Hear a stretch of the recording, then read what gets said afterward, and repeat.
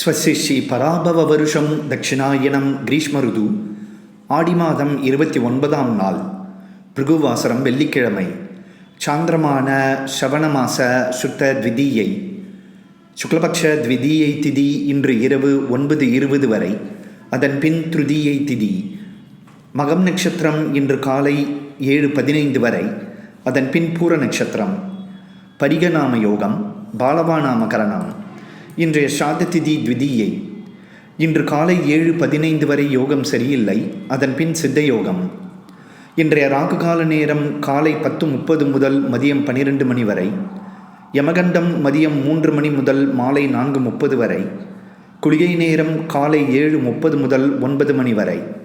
சந்திராஷ்டம விபரம்.